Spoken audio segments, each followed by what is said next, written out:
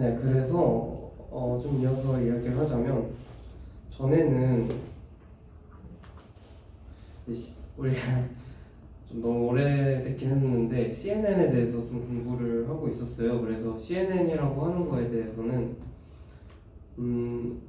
이 사진이나 그림 이런데 아니면 자율주행 자동차 같이 객체를 탐지하고 지금 이 화면에서 어떤 오브젝트가 있고 이런 것들을 탐지하는 데 많이 활용이 된다고 말씀을 드렸었고, 하지만 이것을 이제 학습하는 거에 대해서는 좀 깊게 얘기를 안 했는데, 오늘 그러면 이제 CNN이라고 하는 그런 기법이 어떻게 모델을 예측하고 그리고 어떤 분야에 좀 쓰이는지에 대해서 이야기를 나눠보고자 합니다. 그래서 사실 이전에 했던 방식처럼 뭔가 엄청 수학적으로 깊게 들어가기보다는 이런 것들이 좀 가볍게 어떤 특징을 가지고 있고 그리고 이것은 어떤 과정을 통해서 이런 어떤 과정과 어떤 논리를 통해서 이런 식으로 수행을 하는지 그런 것들을 좀 가볍게 이해를 하는 식으로 생각을 하신다면 조금은 재밌게 들을 수 있을 거라고 생각을 합니다. 그래서 이 Fully Connected Neural Network라고 하는 거는 우리가 지금까지 알아봤던 딥러닝 뉴럴 네트워크가 좀 형성되어 있는 그냥 단순한 조직표일 뿐이죠. 근데 이게 문제가 있는 게 너무 많아요. 그러니까 우리가 이제 사진 같은 것도 이제 픽셀 단위로 이걸 하나하나씩 쪼개가지고 학습을 한다면 너무 많습니다. 그리고 만약에 이게 3D일 경우에, 그러니까 흑백이 아니라 사진일 색깔이 들어가는 경우에는 훨씬 많아져요. 그래서 이것을 이제 fully connected로 연결하기 위해서는 굉장히 많은 뉴럴 네트워크가 필요하고, 그렇기 때문에 학습 속도가 굉장히 느리다는, 시간이 오래 걸린다는 그런 문제가 있습니다.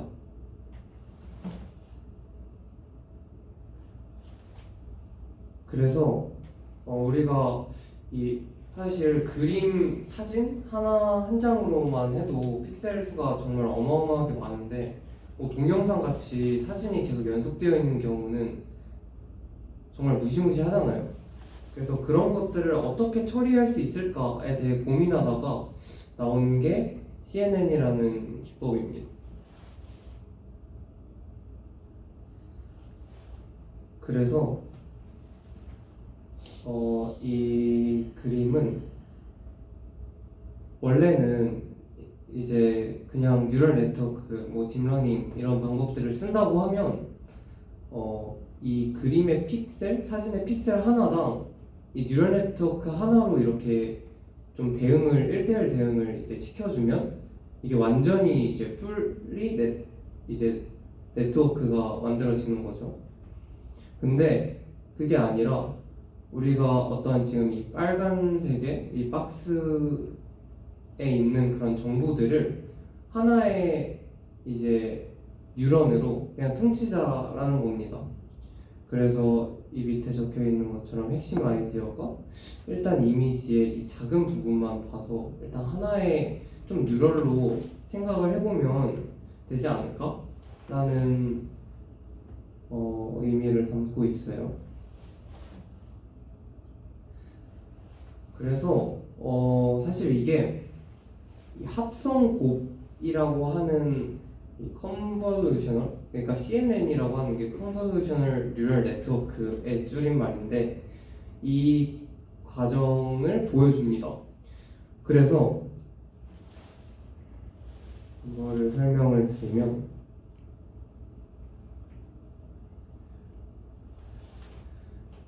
일단 이 왼쪽 그림을 보시면 이 빨간색의 박스를 이 뉴럴 네트워크에 대응을 한다는 거죠. 그러니까 퉁치자는 거예요. 그리고 만약에 이제 스텝 사이즈나 이런 것들을 얼마만큼의 보폭을 갈 수 있을지 이런 거는 이제 설정을 하거든요. 그래서 만약에 내가 스텝 사이즈를 2라고 설정한다라고 한다면 그 다음번에는 여기 이쪽 부분을 보는 거예요. 그래서 이게 이제 오른쪽의 그림이죠. 그러니까 오른쪽으로 2씩 이제 평행 이동을 한다고 보시면 돼요. 그 다음에는 이제 그게 이 두 번째가 되겠죠. 그리고 세 번째는 이런 식으로 또 갈 거고 두 칸씩 이동을 할 거예요. 그래서 총 6개의 뉴럴 네트워크로 이어지고 뭐 이제 아래로 가는 것도 똑같이 할 거기 때문에 6개로 이제 확 줄일 수가 있습니다. 그래서 이런 식으로 이 빨간색의 이제 네모박스를 하나의 뉴럴로 이제 퉁칠 수 있다면 이거를 이제 계속 오른쪽으로도 가보고 아래쪽으로도 가보고 하면서 이걸 전반적으로 훑는다면 기존에 이게 제가 숫자를 세어보니까 14 곱하기 14 픽셀이더라고요. 근데 만약에 이제 14 곱하기 14라면 여기서 14 곱하기 14를 한 다음에 그 다음에도 이제 계속 이제 학습을 하고 그 안에서도 이제 계속 교차적으로 하기 때문에 굉장히 많은 가중치가 필요해요. 왜냐하면 이렇게 이제 14개가 있다고 하면 이게 다 대응이 되어야 하기 때문에 굉장히 복잡해지는데 만약에 이런 식으로 이제 하나로 이제 퉁칠 수가 있다면 4개의 가중치만 있어도 된다고 합니다. 그래서 우리가 이제 흔히 생각하는 그 약간 필터라고 하는 게 이제 쓰이는데 이 필터라고 하는 게 막 이제 뭐 스노우라는 앱에서도 이제 필터 같은 게 이제 사용이 되잖아요. 그런 것처럼 그런 거랑 거의 비슷한 개념이에요. 그래서 이런 것들을 좀 필터를 적용함으로써 이 가중치를 굉장히 줄일 수가 있다라는 게 요지예요. 그래서 이게 왜 4개의 가중치로 다 설명이 되냐면 이 빨간색의 이제 이 값들이 지금은 이제 이 빨간색 박스를 이제 하나의 뉴런으로 이제 퉁치기로 했잖아요. 근데 이 빨간색에서도 이 4 곱하기 4 16개의 뉴런을 다 쓰는 게 아니라 이 모서리에 있는 4개만 쓰기로 했어요. 그러면 만약에 이 필터라고 하는 게 이 왼쪽 위에 거는 뭐 곱하기 2를 시켜줄 거야. 이런 게 이제 가중치죠. 얼마나 이제 가중치를 주느냐니까. 그리고 오른쪽은 뭐 예를 들어서 곱하기 2분의 1을 해줄 거야. 이런 것들이 이제 가중치이기 때문에 이런 식으로 이제 가중치 4개만을 구성할 수 있다면 이거를 이제 36번을 이제 계산함으로써 4개의 가중치만으로도 이 뉴럴 네트워크를 통해서 점점 더 이제 엄청 거대한 이 사진 안에서 이 피처를 찾아낼 수 있다라는 게 요지예요. 그래서 우리가 이제 예전에 딥러닝처럼 딥러닝 같은 경우에도 처음에는 가중치를 무작위로 초기화를 해두고 이걸 학습하면서 가중치를 이제 보정해 나갔잖아요.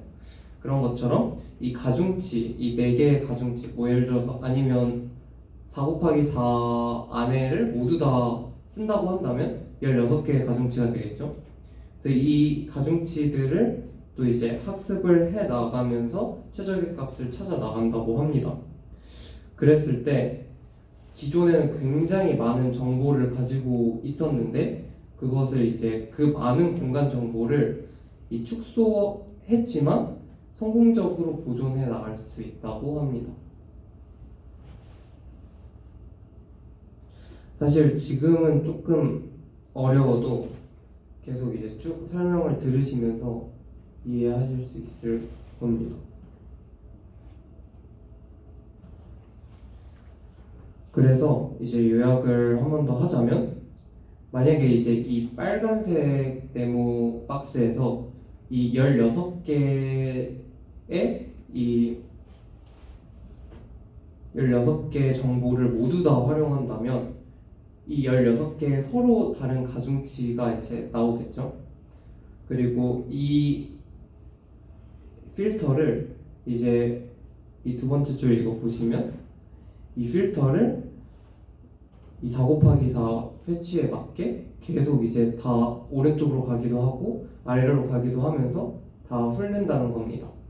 그리고 이 마지막 줄은 shift by 2 픽셀이라고 이제 나오는데, 이거는 이제 설정하기 나름이에요. 오른쪽으로 한 칸씩 움직일 거다, 아래로 한 칸씩 움직일 거다, 이렇게 설정을 해도 되고, 뭐 2칸씩 이동할 거다, 이런 식으로도 설정을 할 수가 있습니다. 그래서 이런 연산을 컨볼루션이라고 하고, 이제 합성곱, 그리고 이 이론이 가장 핵심적으로 쓰이기 때문에 컨볼루셔널 뉴럴 네트워크에서 CNN이라고 불립니다. 그래서 이건 이제 세 가지 단계로 구성이 되는데, 첫 번째로 이런 식으로 계속 이제 좁혀 나가다 보면 어떤 특징을 이제 찾을 수가 있어요. 네, 좀 더 뒤에서 자세하게 알아볼 것이지만, 이런 연산을 수행함으로써 이 로컬 피처이라고 하는 이게 어떤 특징을 가지고 있는지를 추출해낼 수 있다고 하고, 그리고 두 번째로 만약에 이제 이 필터를 적용을 하면 뭐 자세히는 모르겠지만 아직, 근데 여러 가지 특징들을 추출해낼 수 있다고 합니다. 근데 그런 것들이 뭐 예를 들어서 가로선을 이제 추출하는 특징이라던가, 아니면 세로선, 아니면 곡선, 이런 것들을 추출하는 특징인 다양한 필터를 만들 수 있다고 하고요. 그리고 이런 필터가 이제 공유가 되잖아요. 이런 것도 보시면 이 필터 하나를 가지고 전반적으로 훑기 때문에 이 공간을 공유함으로써 더 이제 효율적으로 처리를 할 수 있다고 합니다. 그래서 여기서도 나오겠지만, 여기서 이제 보시면 왼쪽에 로우 레벨 피처라는 게 있잖아요. 이런 것들이 하나의 다 필터들이에요. 처음에는 뭔가 좀 직선이라던가 이런 것들이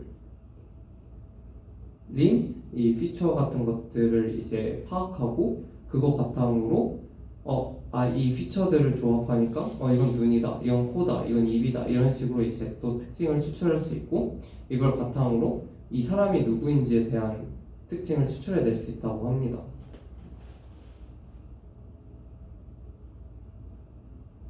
그래서 사실 이 예제를 좀 자세히 설명을 드리고 싶어요. 왜냐하면 이게 진짜 좋은 예시라고 생각을 하는데, 우리가 이 x가 이 둘 다 똑같은지를 알아보고 싶은 거예요. 사실 오른쪽의 x는 조금 회전되어 있긴 한데, 근데 인간이 직관으로 봤을 때는 똑같은 x잖아요. 근데 과연 이 컨볼루셔널 뉴럴 네트워크를 적용한다면 과연 이 오른쪽의 x 그림을 보고 얘가 이건 x야 라고 말할 수 있을지 알아보고 싶다는 겁니다. 만약에 이거를 1대1로 대응을 한다면 이 왼쪽 그림하고 오른쪽 그림하고 많은 것들이 다르기 때문에 틀리다고 말을 하겠지만, 어쨌든 간에 CNN의 요지는 뭐였냐면요, 지난 시간에 가볍게 얘기를 했던 것 같은데,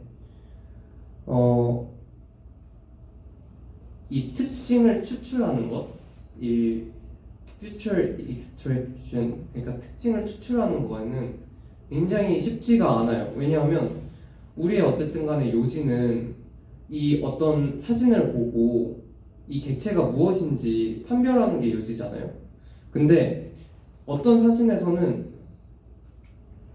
제가 크게 나오고 어떤 사진에서는 되게 작게 나오고 어떤 사진에는 제가 옆모습이고 뭐 어떤 사진에는 밝기가 굉장히 밝고 어떤 사진은 어둡고 뭐 어떤 사진은 제가 앉아있고 이런 것들이 사진마다 다르기 때문에 이런 것들을 딱 보고 나서도 이제 인간은 딱 아 이게 김규현이에요 라고 딱 알 수 있잖아요. 근데 그런 것도 AI가 구별할 수 있는지 그런 것들을 CNN으로 어떻게 알 수 있는지를 보여주는 예제입니다.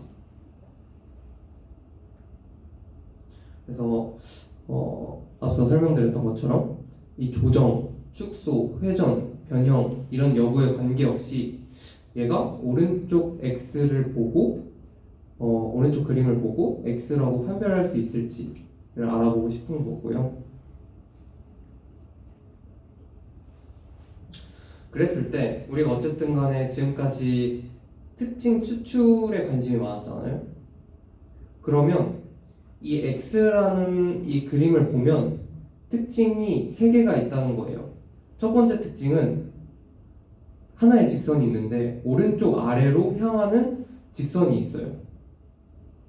그리고 두 번째 특징은 왼쪽 아래로 향하는 직선이 있고 세 번째 특징은 이 앞서 말씀드렸던 2가지 직선이 서로 교차합니다. 그래서 제가 왼쪽 위에 써둔 것과 같이 3개의 특징을 가지고 있어요. 만약에 이 3가지의 특징을 잘 추출해낼 수 있다면 오른쪽의 그림을 봐도 얘가 왼쪽 아래로 향하는구나.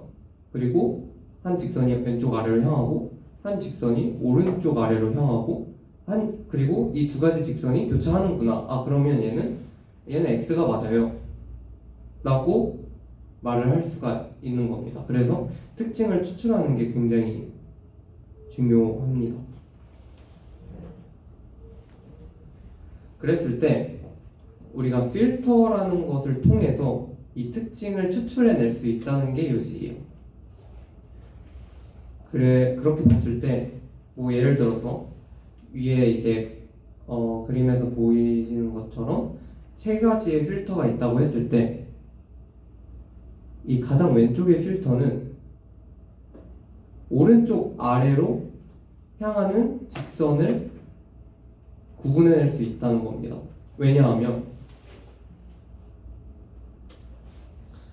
이 오른쪽 아래로 향하는 대각선 필터가 있다고 한다면 그리고 이 초록색 박스에 이 필터를 적용시켜 본다면 얘가 이 -1이랑 -1이 서로 곱해지기 때문에 이 모든 항목이 1이 돼요. 왜냐하면 여기서는 이제 이거랑 이거에 이제 각 곱을 해줬기 때문에 여기서 이제 1과 1이 되는 데고 1, 1, 1, 1 나머지 -1들은 다 -1과 대응되기 때문에 이 다 1로 표현을 할 수 있고 그리고 이거를 다 더해주면 9가 되기 때문에 이 숫자가 높을수록 얘는 대각선이에요를 말해줄 수가 있겠죠. 그래서 이 대각선 필터를 적용했을 때 이 특징을 추출해낼 수 있다라는 겁니다. 하지만 만약에 이제 이 대각선 필터가 뭐 이런데 이제 적용이 된다고 하면 9보다는 훨씬 작은 값이 나오겠죠. 왜냐하면 1인데 -1과 이제 대응이 되면 이게 숫자가 더 깎이니까. 그래서 특징을 추출해낼 수 있다는 겁니다. 그래서 이런 방식으로 이 필터가 특징에 맞게 3개가 준비가 되어 있다면 이것을 토대로 이 숫자를 계산을 해가지고 얘가 이런 특징을 가지고 있구나를 알 수가 있다는 내용입니다. 그래서 이건 하나의 예제인데 아까 말씀드렸듯이 이제 이 이 필터가 있다고 한다면 이 필터를 처음에는 여기서부터 하나씩 오른쪽으로 움직여 가면서 다 계산을 해주는 거예요. 그래서 이건 이제 교차하는 필터였잖아요. 그래서 이거를 다 하나씩 피처 맵이라는 곳에 오른쪽으로 가기도 하고 내려가기도 하고 하면서 다 계산을 해주고 그럼 숫자가 나오니까 피처 맵이 만들어집니다. 그래서 이러한 연산 방식을 통해 가지고 세 개의 필터가 준비되어 있었잖아요. 그래서 이 세 가지 필터를 다 이런 방식으로 연산을 수행을 해서 피처 맵이라고 하는 것을 만들어낼 수가 있어요. 그래서 실제로 필터가 되게 여러 가지가 있을 수 있는데 이 실생활에서도 이런 필터들을 좀 볼 수 있잖아요. 그래서 이런 필터 같은 걸 보면 여기 이제 쉘픈이라고 하는 필터가 있는데 이거는 이제 중앙을 곱하기 5를 해주잖아요. 그래서 중앙을 증폭한 다음에 최소화해서 이미지를 더 선명하게 바꿀 수 있다고 합니다. 그리고 엣지 디텍트 이 필터를 적용하면 이 약간 선을 따는 것처럼 하는 결과물을 얻어낼 수가 있고요. 그리고 스트롱 에지 디텍트라는 이 필터를 사용을 하면 더 강한 선을 이렇게 딸 수가 있다고 합니다. 그래서 이런 식으로 필터를 적용함으로써 이미지를 선명하게 바꿀 수도 있고 아니면 내가 이 표현되는 이 선들을 조금 더 이제 진하게 만들 수도 있고 단순히 우리는 숫자들의 집합인 이 매트릭스를 곱해줬을 뿐인데 이렇게 다양한 결과를 낼 수가 있다고 합니다. 그래서 실제로 오랫동안 사람들이 이 필터를 직접 설계해 왔다고 합니다. 왜냐하면 이런 필터들 같은 경우를 이제 이거는 만약에 이 매트릭스를 이제 한번 설계해 두면 다양한 그림을 넣어도 다 이제 선명하게 바꿔주기 때문에 이런 것들이 사람들이 좀 직접 설계를 해왔는데 실제로 아까 말씀드렸듯이 이미지가 변형이 될 수도 있고 아니면 축소가 될 수도 있고 확대가 될 수도 있기 때문에 이 사람이 직접 특징을 추출해내기는 쉽지가 않아요. 그래서 제가 맨 처음에 말씀드렸던 것 같은데 딥러닝과 머신러닝의 가장 큰 차이는 이 피처를 사람이 추출하는지 아니면 AI가 자동으로 AI가 그 로직 안에서 추출을 하는지의 차이거든요. 그래서 이 CNN이라고 하는 것은 이 특징을 추출하는 것까지 그러니까 어떤 필터를 적용할지 필터를 어떻게 구성할지조차도 이 AI가 학습을 해가지고 직접 탐지를 한다고 합니다. 구분을 하고 결과물을 만들어낸다고 합니다.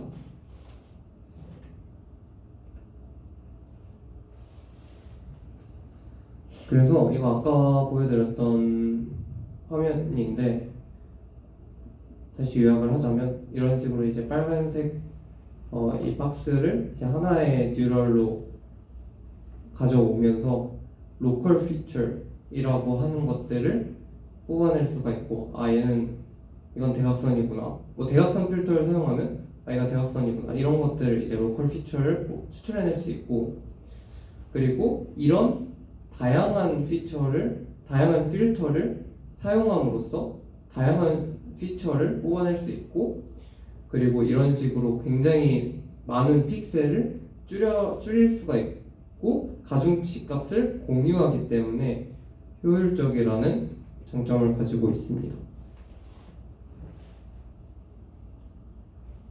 그래서 오늘의 주제인 Convolutional Neural Network에 대해서 이야기해 볼 예정이에요.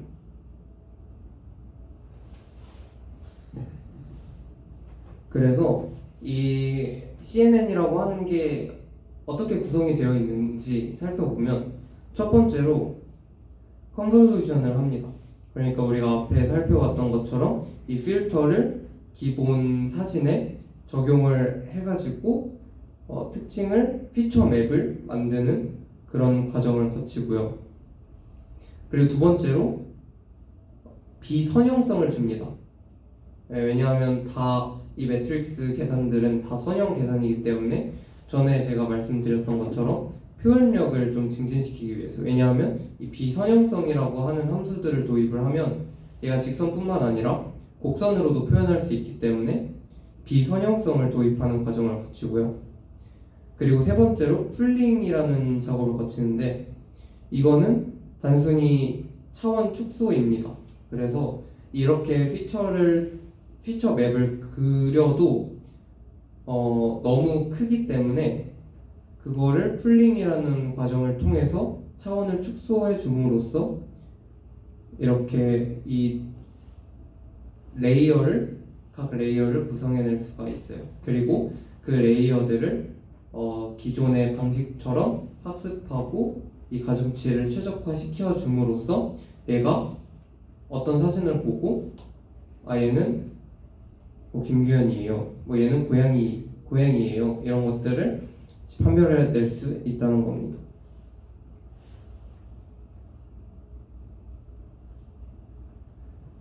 그래서 첫 번째로 컨볼루션에 대해서 다시 한번 설명을 드리자면 이 빨간색 박스를 하나의 뉴런으로 가져오고 그리고 이런 연산들을 계속 반복해서 적용해 줌으로써 그리고 편형이라는 값을 이제 더해 줌으로써 그리고 컴퓨트 웨이성 이 피처 맵을 그려준 다음에 이것을 이제 다 더해 줌으로써 값을 얻어낼 수가 있습니다.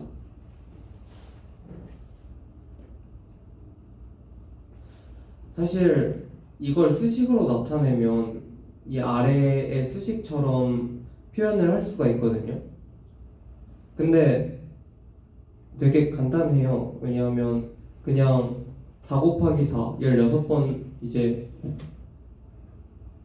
수행을 해준다는 거고 그리고 이 가중치 값과 그 해당하는 x 값에 편향을 더해준 값으로 이 오른쪽에 피처 맵을 그려줄 수 있다는 겁니다. 그래서 이 오른쪽 아래의 이제 글을 보시면 먼저 이 윈도우 applying a window of weights 이 웨이츠들을 다 이제 연산을 해주고 컴퓨팅 리니어 컴비네이션 이 값들을 다 이제 더해주잖아요. 이 빨간색 이제 네모 박스에 있는 값들과 가중치 값을 다 곱해준 다음에 이 하나의 뉴럴로 합쳐주기 때문에 이 리니어 컴비네이션 작업을 수행을 해주고 마지막으로 non-linear 펑션을 도입해줌으로써 표현력을 높일 수 있다라는 내용입니다. 그래서 딥러닝 기법과 굉장히 유사하고요.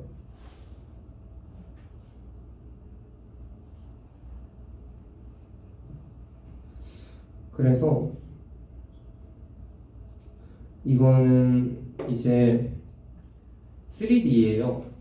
지금까지 우리가 뭐 X 같은 거 살펴보면 다 흑백이었잖아요. 근데 흑백이 아니라 뭐 노란색, 초록색, 빨간색 이러면 이제 3차원이 됩니다. 그래서 3차원일 경우에는 이런 식으로 입체적으로 필터를 나타낼 수가 있어요. 그래서 원래는 4 곱하기 4였지만 4 곱하기 4 곱하기 3 이렇게 표현이 되겠죠. 그랬을 때 이 연산을 다 수행하면 이 오른쪽에 이 박스가 되는데 이 위드와 이 하이트 같은 경우에는 그냥 전에 이제 말씀드렸듯이 이 값과 이 값이 될 거고요. 그리고 이 깊이라고 하는 거는 우리가 필터를 몇 개를 사용했는지예요. 그래서 이게 계속 이제 이렇게 나눠지겠죠. 이거는 대각선 필터를 사용했을 때 값이고, 이거는 뭐 교차하는 필터를 사용했을 때, 이런 식으로 이 필터를 다 이제 계산을 해주면 이렇게 큰 사각 이 박스에 다 이제 숫자가 적혀 있는 그런 박스를 만들 수가 있습니다. 그랬을 때 이 스텝 사이즈 같은 것들도 우리가 설정을 다 해줄 수 있어요. 2씩 움직일 것이다, 3씩 움직일 것이다. 그래서 보폭이라고 하는 게 이제 또 사전에 우리가 어떻게 할지 정해줄 수가 있고요. 그리고 receptive field라고 하는 게 있는데, 이거는 수용 영역이에요. 만약에 내가 4 곱하기 4라는 이제 박스를 이제 하나의 뉴런으로 합칠 것이다 라고 한다면, 이 하나의 뉴런의 수용 영역이 4 곱하기 4라는 겁니다. 그래서 그냥 용어 설명이고요. 그래서 이런 식으로 다 합쳐줄 수가 있어요. 그리고 non-linearity는 아까 설명드렸던 것처럼 이 표현력을 풍부하게 만들기 위해서 적용이 되고요. 많이 쓰이는 게 렐류라고 하는 함수입니다. 그래서 렐류가 사실 완전 비선형성이라고 생각이 들지는 않잖아요. 왜냐면 그냥 성분 두 개이기 때문에. 근데 이 성분이 나뉘어지는 부분이 있기 때문에 어쨌든 간에 선형은 아니기 때문에 비선형성을 가지고, 그리고 그 밑에 GZ 이제 함수가 이제 이게 렐류 함수식인데, 0보다 작으면 0을 반환하고 0보다 크면 그냥 그 x 값을, 그러니까 여기서는 GZ이기 때문에 z 값을 그대로 반환하기 때문에 굉장히 연산이 빨라가지고 활용하기 쉽다, 사용하기 쉽다 라는 장점을 가지고 있습니다. 아까 설명드렸던 겁니다. 그리고 풀링이라고 하는 게 있었는데, 제가 전에는 그냥 차원을 축소한다 라고 말씀을 드렸어요. 실제로 4 곱하기 4를 2 곱하기 2로 또 바꿔주는 작업을 말합니다. 그래서 만약에 맥스풀, 이 풀링에도 여러 가지 기법이 있는데, 맥스 풀링이라고 한다면 이 각 색깔의 지역들에서 가장 큰 값을 반환하는 거예요. 그래서 여기서는 8, 여기서는 4, 여기서는 3. 그래서 차원을 4 곱하기 4에서 2 곱하기 2로 차원을 축소해낼 수가 있습니다. 하지만 가장 최대값을 반환하는 거 외에도 다양한 풀링 방법이 있을 수 있고, 이렇게 된다면 앞서 공간을 이제 더 줄였는데 여기서 더 공간을 줄일 수 있다는 장점을 가지고 있어요. 그래서 공간 수용 능력이 굉장히 더 커져요. 더 큰 이미지를 수용할 수 있는 능력이 생기는 거죠.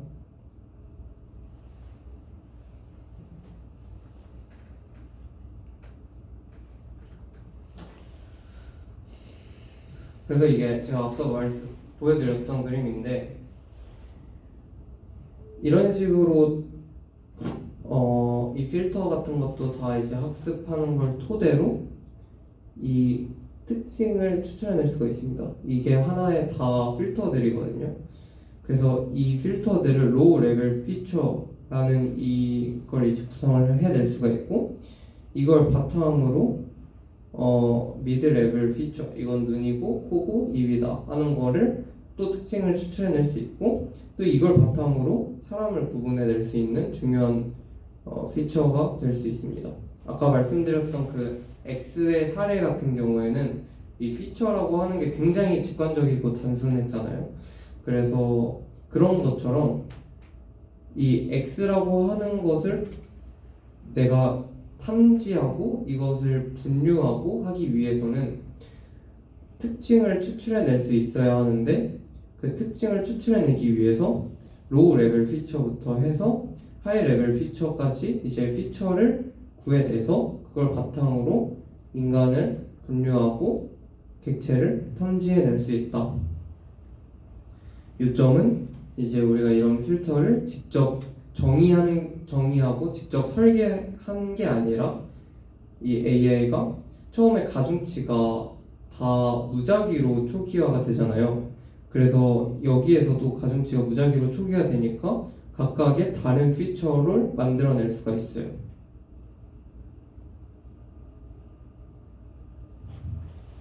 왜냐하면 예전에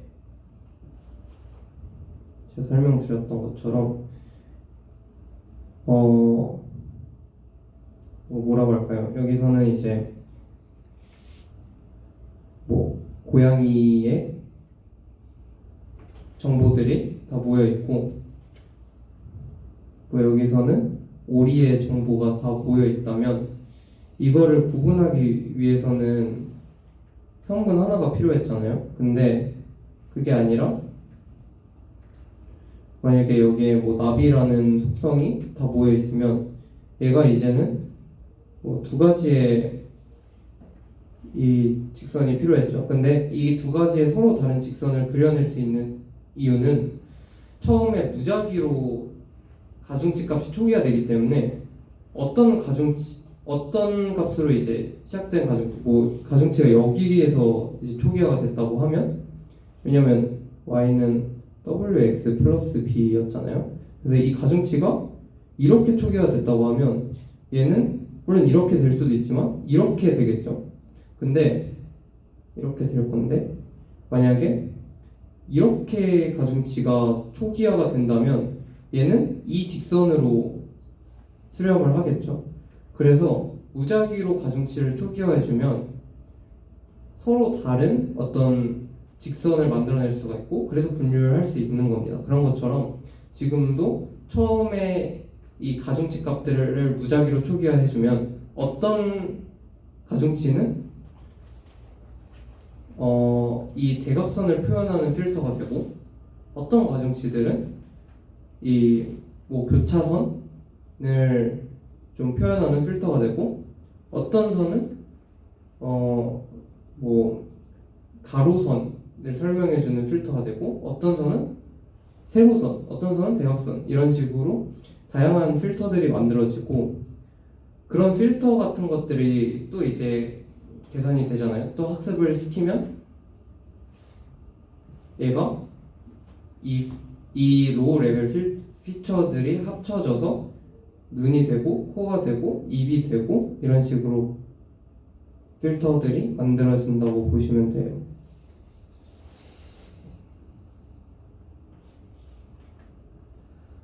그래서 어떤 자동차에 대한 사진을 봤다고 하면 그거를 컨볼루션 플러스 밸류라고 하는 이 과정을 통해서 이런 식으로 아까 그 이제 어떤 큰 네모 박스가 만들어졌잖아요. 그래서 컨볼루션 밸류 그 다음에 우리가 아까 말씀드렸던 차원 축소 풀링 과정을 통해서 한번 로우 레벨 피처를 만들어낼 수가 있고 그거를 한 번 더 컨볼루션 밸류 풀링이라는 세 가지 단계를 거쳐서 미드 레벨 피처가 만들어지고 이 과정이 반복된다고 보시면 돼요. 그래서 이 반복이 끝난 다음에는 클래시피케이션이라고 하는 분류기가 사용이 돼서 얘는 고양이일 확률이 70%입니다. 이런 식으로 확률을 뽑아낼 수가 있습니다. 그래서 이 아래 글도 첫 번째로 컨볼루션을 적용해서 피처 맵을 만들어주고 두 번째로 넌 리니어리티를 이제 도입을 해서 비선형성 표현력을 증진시켜주고 왜냐하면 현실 세계의 데이터는 곡선이기 때문에 넌 리니어하기 때문에 넌 리니어리티를 도입해주고 마지막으로 세 번째로 풀링이라는 연산을 도입을 해서 reduce dimensionality 차원을 축소해낼 수 있다라는 게 요지예요.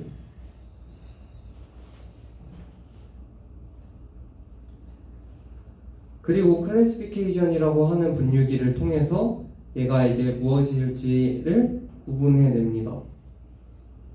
그래서 가장 많이 사용이 되는 게 소프트맥스라고 하는 함수가 사용이 되거든요. 그래서 이거에 대해서 간략하게 소개를 드리자면,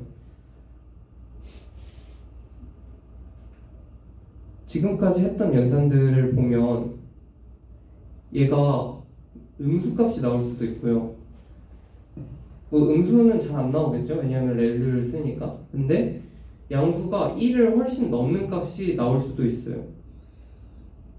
근데 우리가 확률로서 표현을 하고 싶은 거잖아요. 이 그림은 자동차일 확률이 80%입니다. 이런 식으로 해야 되는데, 이 앞선 연산을 수행하게 된다면 제가 여기에서 표현했던 것처럼 나옵니다. 고양이는 2.7, 강아지는 1.5, 새는 마이너스 0.8. 근데 이게 의미하는 게 너무 헷갈리잖아요. 뭐 고양이의 확률이 크다고 본 것 같긴 한데 뭐 몇 퍼센트인지 잘 모르겠어서 이 소프트맥스라고 하는 이 함수를 도입을 하면 이 각 퍼센트로 변환을 해줍니다. 그래서 이 함수를 도입을 하면 전체 합이 1이 되고요. 그리고 그러면 고양이의 확률이 76%고 강아지의 확률이 23%이고 새의 확률이 1%입니다. 이런 것처럼 확률을 변환을 해줌으로써 얘는 고양이이구나, 고양이의 확률이 높구나, 이런 것들을 직관적으로 확인할 수 있게 합니다. 그래서 분류를 위해서 쓰인다고 보시면 돼요.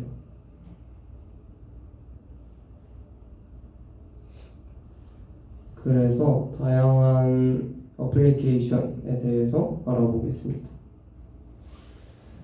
사실 이전에는 클래시피케이션이라는 분류기를 썼지만 이 클래시피케이션, 분류하는 작업 외에도 다양하게 쓰입니다.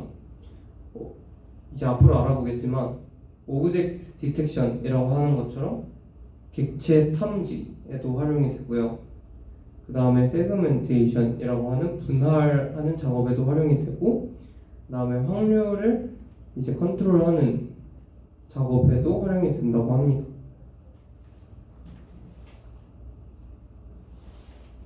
실제로 진짜 많이 사용되는 예인데 암 진단이거든요. 암 진단이라고 하는 게 저는 의료 분야에 대해서 많이 알고 있지는 못하지만 이게 의사가 진단했을 때 이게 맞을 확률이 정말 높지가 않대요. 보통 한 50% 정도가 된다고 하는데, 이걸 이제 AI가 이제 CNN을 통해서 AI를 만들어낸다면 의사보다 더 우수한 그런 성능을 보였다라는 것을 밝혀낸 논문이고요. 실제로 아래 그래프를 보시면 AI가 훨씬 더 높은 이 탐색률을 보였다는 것을 알 수가 있습니다. 그래서 클래시피케이션 같은 이제 앞서 살펴본 분류기를 사용하면 이런 식으로 활용을 해낼 수가 있고요. 그 다음에 이제 오브젝트 디텍션인데, 오브젝트 디텍션은 아까 살펴본 클래시피케이션의 확장 버전이에요. 그래서 이 사진을 보고 얘는 택시입니다 라고 하는 거 이제 분류잖아요, 얘가 뭔지. 근데 이 택시가 정확히 어디에 있는지, 그래서 위치, 경계, 상자 이런 것들을 이제 예측하는 게 포함되면 오브젝트 디텍션이라고 합니다. 그래서 딱 이 사진을 보고 이거는 택시이고 택시는 여기에 있어요. 오브젝트 디텍션이고요.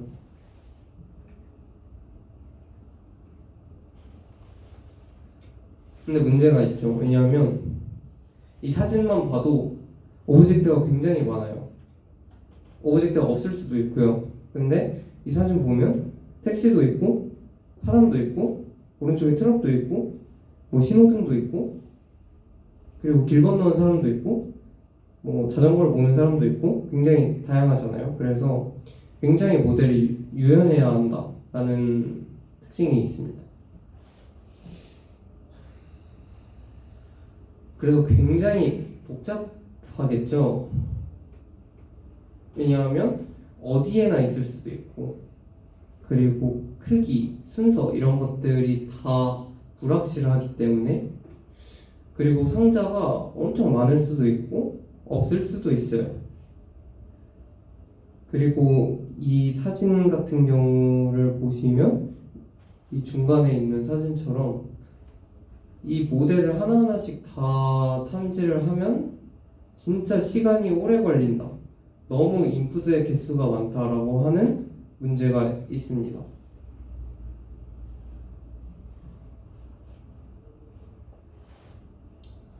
그래서 RCNN 알고리즘이라고 하는 게 있는데요. 이건 뭐냐면 이 앞서 살펴봤던 것처럼 이 하나의 사진 안에서 다양한 객체를 어떻게 탐지해낼 수 있는지를 대한 알고리즘이고요. 그래서 첫 번째로 이미지를 이제 인풋을 하면 여기서 특징 이제 이 extract region properties 그러니까 이 추출하는 지역을 제한한다라고 하는 거를 2000번 정도 수행하게 됩니다.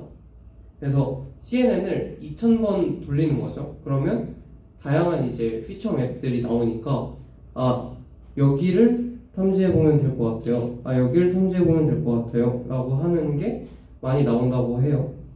그리고 이게 이제 벡터 연산을 하기 위해서 크기를 고정해야 되기 때문에 크기를 고정하는 작업을 하고 그리고 다시 한번 이제 CNN 피처들을 이제 계산한다고 합니다.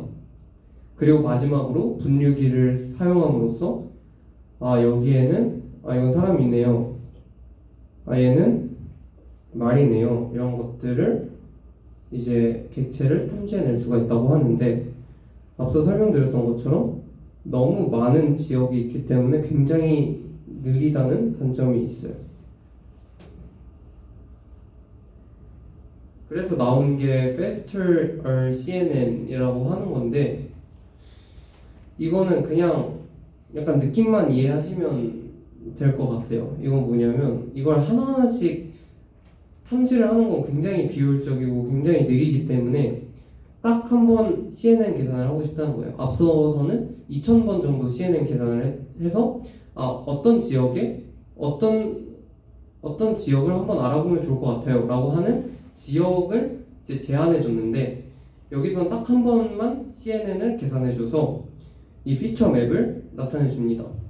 그러면 이 피처 맵이라고 하는 걸 바탕으로 이 프로포즈 이 피처 맵을 보니까 여기를 탐지해보면 좋을 것 같아요. 여기를 탐지해보면 좋을 것 같아요. 이렇게 후보 영역들을 만들어준다고 하고 이제 그걸 바탕으로 그리고 이 후보 영역을 정하는 거랑 이 피처 맵을 계산한 거를 합쳐가지고 클래스피어 분류기를 돌려줌으로써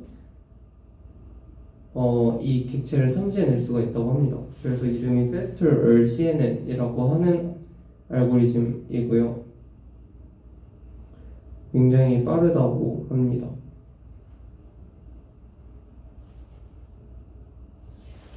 그리고 오브젝트 디텍션 말고도 이 시메틱 시그먼테이션이라고 하는 게 있었잖아요. 분할하는 거.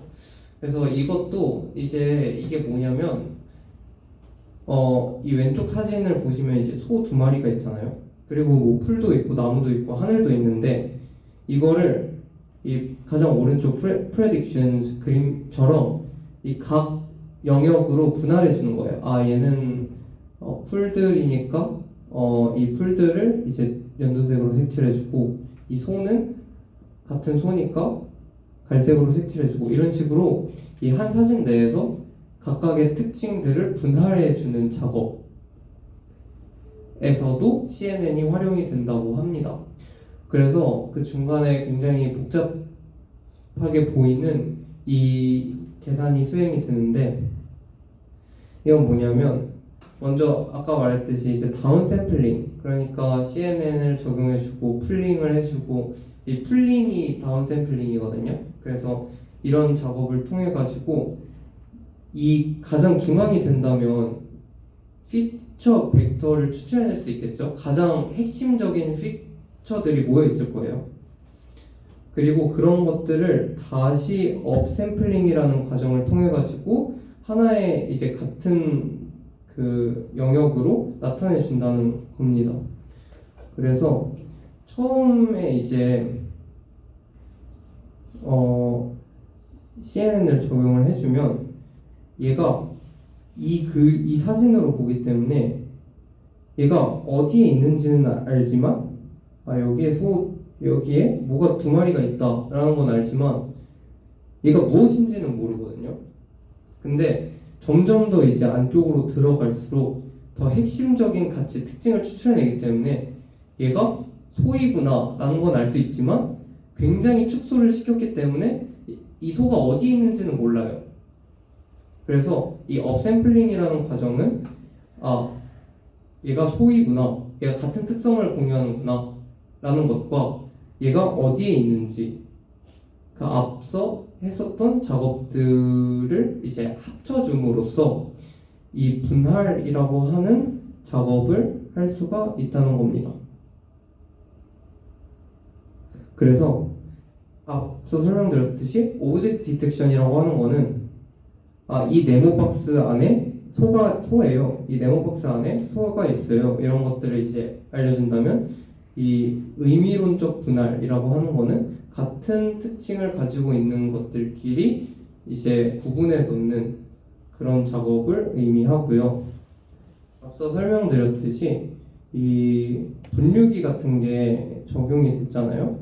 근데 이 오른쪽에 분류기까지 해서 클래시피케이션을 이제 수행하는데 밑에 오브젝트 디텍션이나 그다음에 분할 이런 과정들을 수행할 때는 당연히 분류기가 활용이 되지 않습니다. 이 앞에 과정까지 한 다음에 작업을 수행한다고 보시면 되고요. 그리고 자율주행차 같은 걸 생각을 해보시면 얘는 동영상이기 때문에 이산적인 클래스를 예측하는 게 아니라 연속인 확률 분포를 예측해야 돼요. 그러니까 자율주행차 같은 걸 생각해 보시면 이미 학습되지 않은, 내가 가보지 않은 곳에서도 운전을 잘 해야 되잖아요. 그리고 활용할 수 있는 정보는 왼쪽 위에 로우 퍼셉션, 앞에 보이는 지금 보이는 이 사진하고 센서로 탐지한 사진하고 아래에는 이제 당연히 내비게이션이 있어야겠죠. 그래서 이 길 코스맵이라고 하는 거, 이 두 가지 정보를 이제 가지고 이제 학습된 걸 바탕으로 내가 한 번도 학습하지 않은 곳에서도 잘 가야 하는데 이제 이런 거를 어떻게 할 수 있을까라는 거를 마지막으로 설명해주고 있습니다.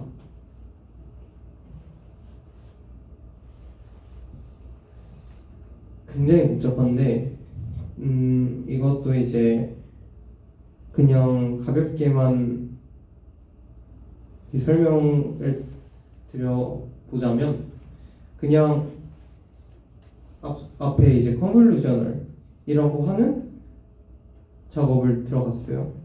그래서 내가 지금 앞에 보이는 센서, 이 사진들을 이제 컨볼루셔널과 그리고 뭐 앞서 설명드렸듯이 뭐 비선형성을 주고 풀링을 해주고 이럼으로써 필터들을 학습하고 적용을 해서 필터를 적용해서 특징을 추출해낼 수가 있고요. 그러면 길은 여기구나, 여기 앞에 뭐가 있구나, 뭐 나무가 있구나, 장애물이 있구나, 이런 것들을 탐지해낼 수가 있고, 그리고 여기 밑에 우리가 지금 주입해준 로드맵 이제 지도 그림을 통해서 또 어떻게 가야 할지 같은 것들을 또 예측해 볼 수가 있고, 그리고 이게 굉장히 연속적인 확률 분포이기 때문에 어떤 식으로 차량을 꺾어야 할지, 꺾으면 어떻게 될지 이런 것들을 다 예측을 하는 알고리즘을 만들어낼 수가 있다고 합니다.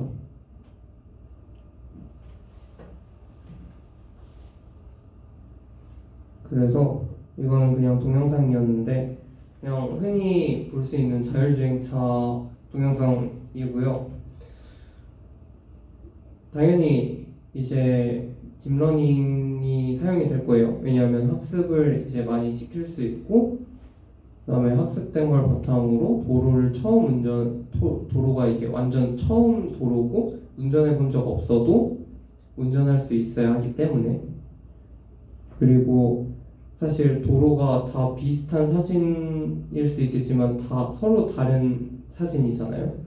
그러다 보니까 조금씩은 다 다르기 때문에 이런 식으로 CNN을 활용을 한다면 이게 도로가 조금 더 큰 도로일지라도, 아니면 더 어두운 도로일지라도, 아니면 앞에 장애물이 좀 다른 도로일지라도 잘 운전을 어떻게 가야 할지 예측을 하고 운전을 할 수 있는 기술을 만들어낼 수가 있다라고 하는 게 요지였습니다. 그래서 앞서 살펴본 것처럼 이 CNN이라고 하는 기술을 통해서 다양한 현재에도 다양하게 적용이 되고 있고요. 하지만 요지는 이런 다양한 어플리케이션이 CNN이라고 하는, 그리고 컨볼루션, 특히 이 컨볼루션 합성곱이라고 하는 연산을 통해 가지고 같은 기술을 공유하고 있다. 원초적으로는 같은 기술이다 라고 보시면 될 것 같습니다. 네, 마지막으로 서머리를 하자면, 먼저 왜 컴퓨터 비전에 CNN이라고 하는 기술이 들어가는지에 대한 얘기를 했고요. 그리고 이 이미지라는 것들은 다 숫자로 표현을 해줄 수가 있다. 하지만 이 한 사진 안에서도 픽셀이 굉장히 많기 때문에 이거를 1:1 대응으로 뉴럴 네트워크를 구성해버리면 너무 많다, 너무 복잡하고 연산이 어마어마하게 많아진다. 그리고 동영상일 경우에는 그 사진의 연속이기 때문에 정말 상상을 초월하는 그런 연산량이 나온다. 그거를 방지해주기 위해서 컨볼루션이라고 하는 기법이 도입이 되었다. 그래서 이 컨볼루션을 적용을 하고 부가적인 그런 기능을 더해준다면 피처를 익스트랙션, 이 특징을 추출해낼 수가 있다 라고 하는 내용이 있었고요. 그래서 이 CNN 아키텍처, CNN이 어떻게 구성이 되었는지를 알아봤습니다. 그리고 클래시피케이션이라고 하는 거가 이제 어떻게 활용이 되는지도 알아봤고, 그리고 마지막으로 이 분할 또는 이미지 이제 캡셔닝, 그리고 이 확률을 어떻게 컨트롤하는지 이런 데에서도 어떻게 활용이 되는지를 알아봤고, 그리고 다양하게 의료나 아니면 로보틱스 이런 데에서도 다양하게 많이 활용이 된다고 합니다.